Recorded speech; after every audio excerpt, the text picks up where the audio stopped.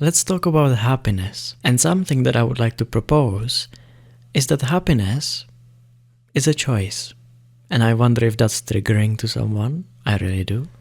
But if you had a choice to be happy or unhappy, I don't think there is a single human that would choose unhappiness. It is not in our nature to go for the worst choice. That's not how our minds work. And happiness always seems like the better choice. Let's talk about some openings into happiness. I could be very intellectual about it, and I feel like a lot of times I like to intellectually cut things apart and look into them and like talk around it and everything. But let's do it more simple. Openings into happiness. If happiness is a choice, then what is the cause? Well, it's our mind and it's our perception. If you give great importance to your thoughts, then it just goes with thoughts. One day the thoughts say, this is a nice day, and everything goes well. Another day, the thoughts just decide that that day is kinda shit. So then that day is not so nice. Because maybe some really good reasons, some incredible good reasons to be sad. Like maybe it's bad weather.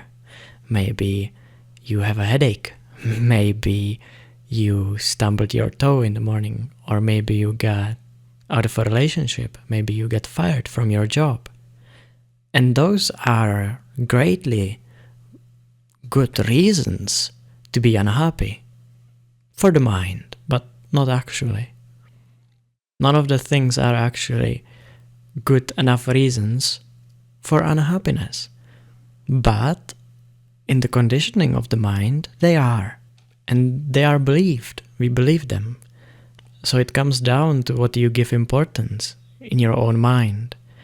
And it's about the perception, about the standpoint, or just the way you look at things, right?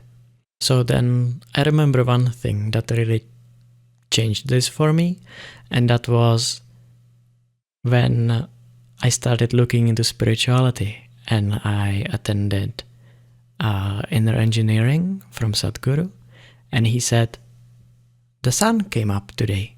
And I was like, okay, like it does every day. What is he implying? And he said, come on everyone, the sun came up today. If it didn't, everyone would be dead. Even the first 8 minutes, because everything would just, there would be no sun in the morning. Isn't that the most important thing? So then from it, wouldn't the basic fact of existing be enough for happiness? For great happiness. But very inward happiness.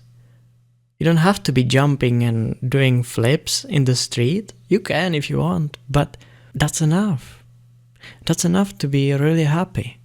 And then that is the happiness which I like to talk about. Because it is not a happiness that is shaken by anything. Let's say that someone dies. And a great sadness is experienced. There is a certain grieving and a lot of emotions, and I'm aware of the body crying, and it has a certain charge about it. But it's peaceful. It's okay. Because no matter what happens, the basis, the foundation of just being is more important than anything else. Whatever you cry about, whatever you're angry about, what is wrong with those emotions? There is nothing wrong with them. But they are not important at the same time. So then there is no real importance to any of the emotions, and they can be expressed however they want to, and you don't control it. Because it does not shake up your happiness. Because happiness should never be a goal, it should be a start. It should be behind every experience. This deeper happiness behind every experience. That is a choice, to have it there. And then whatever happens, let it happen. Because if that is there, then your emotion is anyway gonna be nice. Even if it's a strange feeling. It's like, yeah, I notice the body is crying. There is a certain level of sadness, but it doesn't overshadow the happiness. So then, which one is more real, right? It comes from just this, that the basis for living is happiness. And it's beyond the emotion. So then the emotion seems smaller than that happiness. This isn't a mental thing or a concept. This is not like, oh, okay, he just like thought this up and just like took up upon this belief that I will be happy, blah, blah, but he actually can get sad whenever.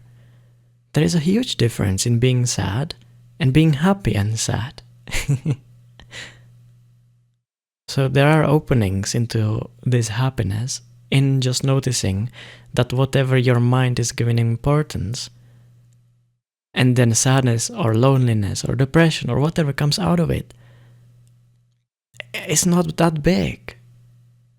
It would not matter if sun didn't come up. It would not matter at all if you wouldn't be alive. It would not matter at all if you know? I know I say if, but that shows that this is a blessing. And that then out of seeing how blessed we are, what is there to be sad about? Because already you are blessed. So there's no reason for unhappiness. And therefore it is a choice. If there is no reason for being unhappy, yet you can be unhappy by thinking yourself into it, then it has to be a choice. Even if it's unconscious. Thank you.